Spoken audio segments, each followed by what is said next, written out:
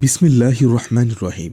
আশা করি মহান রব্বুল আলামিনের অশেষ রহমতে আপনারা প্রত্যেকেই ভালো আছেন। আমি সাক্ষ্য দিচ্ছি যে আল্লাহ ছাড়া কোনো মাবুদ নেই। হযরত মুহাম্মদ সাল্লাল্লাহু আলাইহি সাল্লাম আল্লাহর বান্দা ও তার রাসূল। আসসালামু আলাইকুম ওয়া রাহমাতুল্লাহি ওয়া বারাকাতুহু। সকল প্রকারের রোগব্যাধির উৎস ও নিরাময়ের কথা আল কোরআনের বিভিন্ন আয়াতে স্পষ্ট ও প্রচ্ছন্নভাবে বলে দেওয়া হয়েছে। এসব আয়াতকে বলা হয় আয়াতে শিফা, অর্থাৎ রোগ নিরাময়ের আয়াতসমূহ। এর মধ্যে সূরা ফাতিহার কার্যকারিতার কারণে এর একটি নামকরণ করা হয়েছে, সূরাতুল শিফা। প্রিয় দর্শক, আজকে আমরা তিনকুল এবং সূরা ফাতিহার সাথে সূরা ইখলাস ও আয়াতুল কুরসির সমন্বয়ে বিশেষ একটি আমলের কথা বলবো, যে আমলে আপনার যে যে উপকারিতাগুলো পাবেন তা সংক্ষেপে বলে রাখছি। ১. আল্লাহ আপনাকে শয়তানের অনিষ্ট থেকে হেফাজত করবেন। আপনার দারিদ্রতা কমে যাবে, মনের আশা পূরণ হবে এবং মনের সকল জায়েজ ইচ্ছা পূরণ হবে ইনশাআল্লাহ। ২. আপনার ঘুমের মধ্যে কোনো খারাপ স্বপ্ন আসবে না বা আপনি ভয়ানক কোনো স্বপ্ন দেখবেন না এবং নিকট আত্মীয়ের সঙ্গে সহবাসের মতো আপত্তিকর অবস্থায় নিজেকে আর কখনোই দেখবেন না। ৩. ঘুমের মধ্যে যাদের প্রায়শই বোবায় ধরে তারা এই সমস্যা থেকে মুক্তি পাবেন ইনশাআল্লাহ। ৪. যাদের অস্বাভাবিক স্বপ্নদোষ হয় তাদের এই সমস্যার সমাধান হবে ইনশাআল্লাহ। ৫. নিয়মিত ঘুমের আগে এই আমলটি করলে আপনার দুশ্চিন্তা থাকবে না এবং বিপদ আপদ কম আসবে ইনশাআল্লাহ। ৬. সকালে ঘর থেকে বাহির হওয়ার আগে পরিবারের সদস্যদেরকে এটি পরে ফু দিয়ে ঘর থেকে বের হলে আল্লাহ বিপদ আপদ থেকে পরিবারকে হেফাজত করবেন ইনশাআল্লাহ। ৭. আপনার যাবতীয় সমস্যা যেমন রোগ, শোক, বালা মুসিবত, অভাব, দারিদ্রতা ইত্যাদি ইনশাআল্লাহ আল্লাহ দূর করে দিবেন। ৮. নিয়মিত এটি পরে বাচ্চাদের বুকে ফুঁক দিলে বদজিনেরা বাচ্চাদের ভয় দেখাতে পারে না এবং বাচ্চারা হঠাৎ হঠাৎ চিৎকার দিয়ে ওঠার সমস্যাও সমাধান হয়। ৯. গর্ভবতী মহিলারা ঘুমানোর আগে এবং ঘুম থেকে ওঠার পর নিয়মিত এটি পরে পেটে ফু দিলে ইনশাআল্লাহ গর্ভের সন্তানকে আল্লাহ হেফাজতে রাখবেন।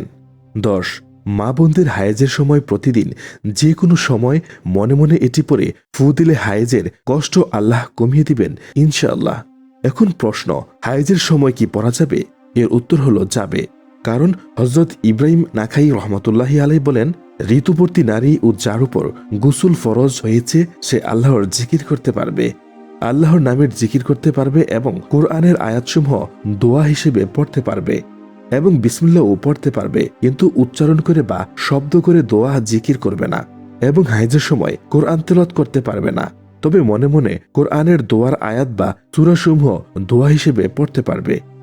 এছাড়া দাঁড়িয়ে, বসে, শুয়ে, অজুহীন ও জুনুবী অবস্থায় তথা বীজ্রপাত বা সঙ্গমজনিত অপবিত্র অবস্থায় এবং মহিলাদের মাসিক অবস্থায় মনে মনে আল্লাহর জিকির করা যায়। যেমন আয়েশা রাদিয়াল্লাহু আনহা হতে বর্ণিত, তিনি বলেন, আল্লাহর রাসূল সাল্লাল্লাহু আলাইহি সাল্লাম সর্বক্ষণ সর্বাবস্থায় আল্লাহর জিকির করতেন, তবে অপবিত্র অবস্থায় কোরআন পাঠ করতেন না। অর্থাৎ অপবিত্র অবস্থায় আপনি মনে মনে জিকির করতে পারবেন। পবিত্র কোরআনের দোয়ার আয়াতসমূহ এবং ছোট সূরাগুলো দোয়া হিসেবে পড়তে পারবেন।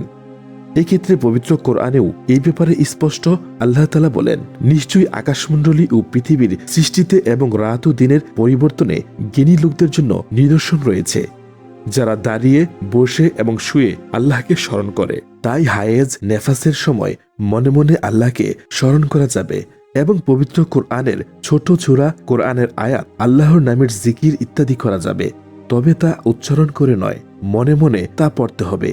এ নিয়ে আর দ্বিধা বা কনফিউশনে থাকা যাবে না। ১১. জিন দ্বারা জাদুটোনা বা কালো জাদুর প্রভাব থেকে আল্লাহ আপনাকে মুক্ত রাখবেন ইনশাআল্লাহ। ১২.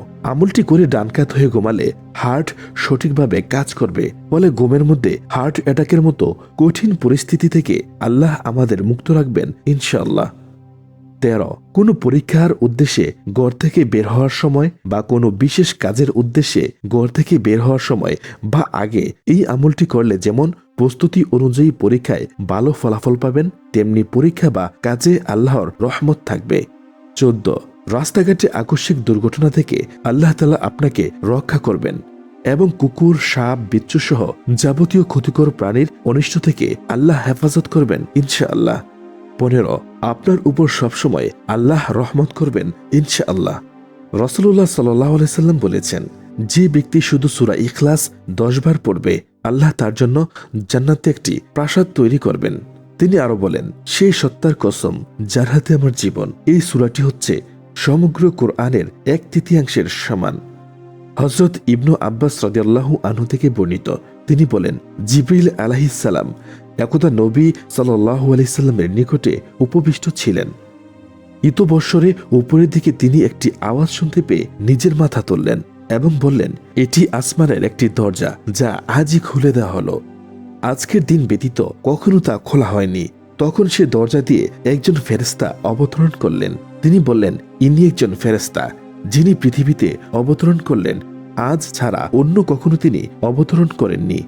এরপর উক্ত ফেরেশতা সালাম করে বললেন, 2টি নূরের সুসংবাদ গ্রহণ করুন, যা আপনাকে দেয়া হয়েছে এবং যা আপনার আগে আর কোনো নবীকে দেয়া হয়নি।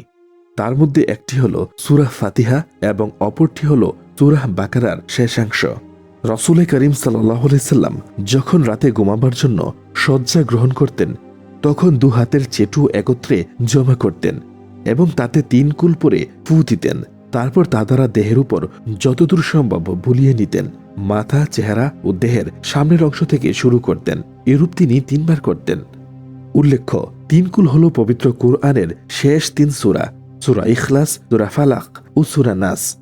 এর মধ্যে সবচেয়ে ফজিলতপূর্ণ সূরা হল সূরা ইখলাস।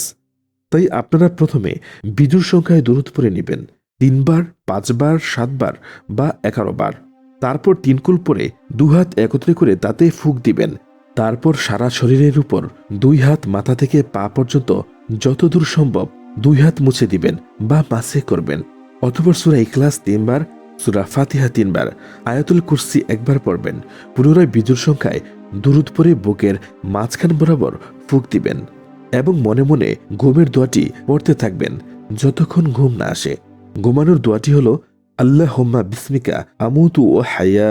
সমগ্র কোরআন মাজিদের সর্বশ্রেষ্ঠ আয়াত আয়াতুল কুরসি, যার ফজিলত এত বেশি যে রাসূল সাল্লাল্লাহু আলাইহি সাল্লাম বলেছেন, প্রত্যেক ফরজ নামাজের পর এই আয়াত পাঠ করলে মৃত্যু ছাড়া জান্নাত যাওয়ার পথে পাঠকারীর জন্য আর কোনো বাধাই থাকে না। হযরত আবু হুরায়রা রাদিয়াল্লাহু আনহু বলেন, হযরত রাসূলুল্লাহ সাল্লাল্লাহু আলাইহি সাল্লাম বলেছেন, সূরা বাকারার মধ্যে এমন একটি আয়াত রয়েছে যে আয়াতটি পুরো পবিত্র কোরআনের নেতা স্বরূপ। তা পরে ঘরে প্রবেশ করলে শয়তান বের হয়ে যায়। তা হলো আয়াতুল কুরসি। আবার রাসূলুল্লাহ সাল্লাল্লাহু আলাইহি সাল্লাম কসম করে বলেছেন, সূরা ফাতিহা পবিত্র কোরআনের সর্বাধিক মর্যাদাপূর্ণ সূরা। তিনি আরো বলেন, রাসূলুল্লাহ সাল্লাল্লাহু আলাইহি সাল্লাম একবার উবাই ইবনু কাবকে জিজ্ঞেস করলেন, তুমি সালাতে কিভাবে কোরআন পড়ো? তখন তিনি রাসূলুল্লাহ সাল্লাল্লাহু আলাইহি সাল্লামকে সূরা আল ফাতিহা পড়ে শোনালেন। তার পড়া শুনে রাসূল সাল্লাল্লাহু আলাইহি সাল্লাম বললেন, আল্লাহর কসম যার হাতে আমার জীবন, এর মতো কোনো সূরা তাওরাত, ইনজিল, জাবর বা ফুরকানে নাজিল হয়নি। এই সূরাটি হলো সাবউল মাসানি, অর্থাৎ পুনরাবৃত্ত 7টি আয়াত ও মহান কোরআন। এটি কেবল আমাকেই দেয়া হয়েছে।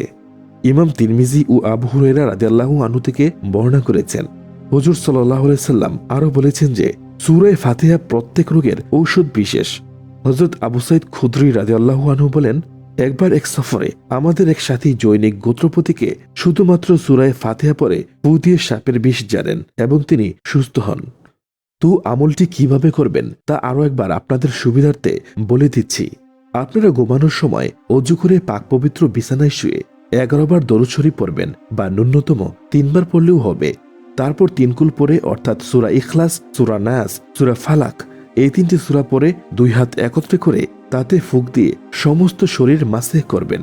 তারপর আবার 3 বার সূরা ফাতিহা, 3 বার সূরা ইখলাস এবং 1 বার আয়াতুল কুরসি পরে পুনরায় আবারও দুরুদে ইব্রাহিম 11 বার, 3 বার বা 5 বার দুরুদে ইব্রাহিম পরে বুকের মধ্যখানে ফুঁক দিবেন। এবং যখন ফুঁক দিবেন তখন আপনার যে যে সমস্যা আছে বা আপনার মনে যে যে ইচ্ছা আছে তা আপনি আল্লাহকে মনে মনে জানাবেন।